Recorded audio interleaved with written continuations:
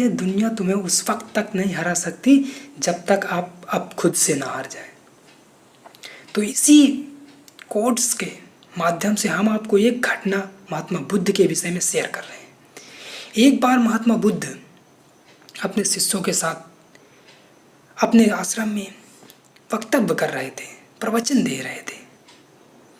तभी वहाँ से हमेशा एक व्यक्ति आया करता था और महात्मा बुद्ध के इस प्रवचन से बहुत घृणा करता था, उनके इन प्रवचनों से बहुत घृणा करता था। उन जो लोग उनके प्रवचन से को सुनते थे उनसे भी घृणा करता था। वो सोचता था अब महात्मा बुद्ध को कैसे लज्जित करूं और उसके इस वक्तव्य को कैसे विघ्न डालूं। तो एक दिन वो व्यक्ति महात्मा बुद्ध के आश्रम में आता है और वहाँ पे आकर महात्मा बुद्ध को बुरी बुरी गालियाँ, बुरे बुरे अपशब्द कहने लगता है। लेकिन महात्मा बुद्ध अपने प्रवचन को प्रारंभ रखते हैं।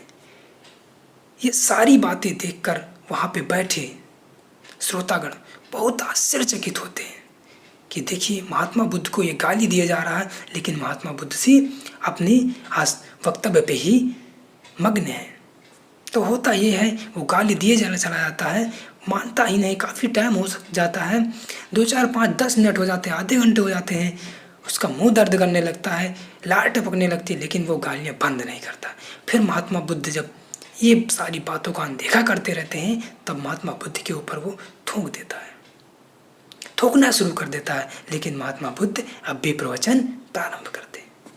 अब होता ये है, जब प्रवचन प्रारंभ रहता है तो वहाँ पे बैठे सभी लोगों को ये सारी बुरी लगती हैं आदतें कि ये व्यक्ति महात्मा बुद्ध, भगवान बुद्ध के ऊपर ये सारे बुरे तरीके से उनको विघ्न कर रहा है, उनके कार्यों में विघ्न कर रहा है, उनको दंडित कर रहा है। लेकिन महात्मा बुद्ध हैं तो उसको माफ़ कर रहे हैं।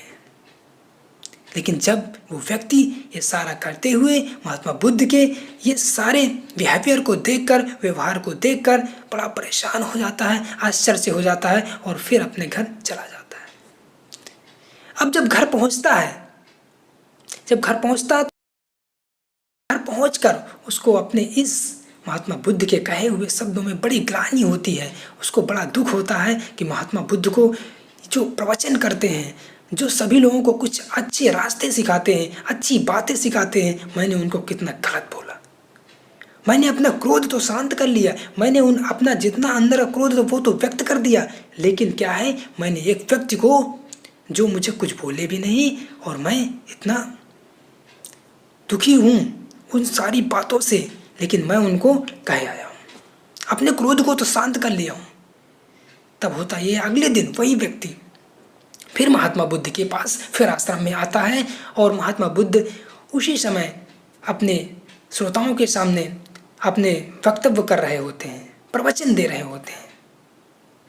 फिर व्यक्ति रोता हुआ आश्रम में प्रवेश करता है और महात्मा बुद्ध के चरणों में झुक जाता है, महात्मा बुद्ध के चरण पकड़ लेता है, पकड़ कर रो रहा होता है। लेकिन महात्मा बुद्ध अब भी अपने प्रवचन को प्रारंभ रखते हैं। जब प्रवचन प्रारंभ रहता है तो भी आश्चर्य लोग पड़ जाते हैं, काफ़ी आश्चर्य में पड़ जाते हैं कि ये कैसी बात है।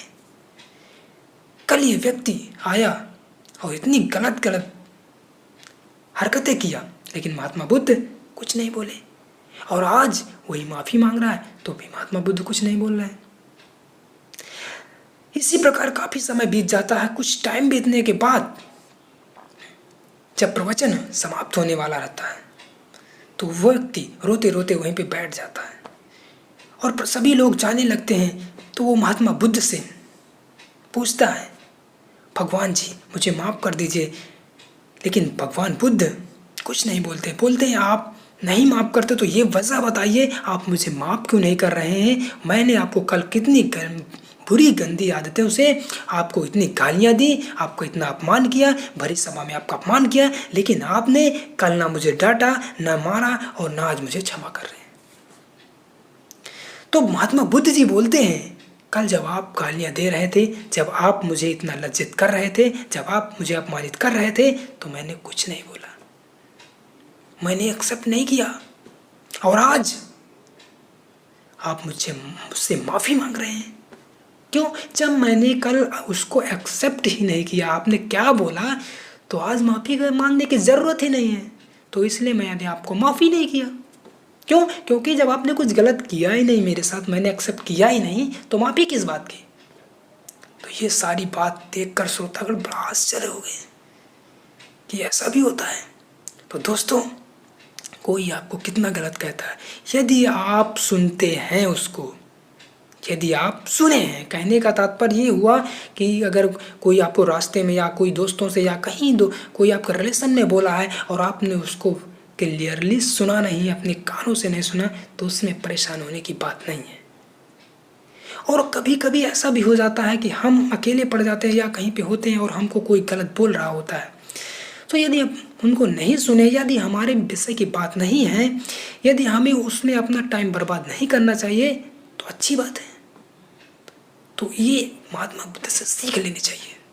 तभी कहते हैं आप जब तक विचलित अपने मार्ग से नहीं हो सकते, जब तक आप खुद से ना हो, कोई भी विचलित नहीं कर सकता। तो धन्यवाद मित्रों, फिर अगली कहानी में मिलते हैं।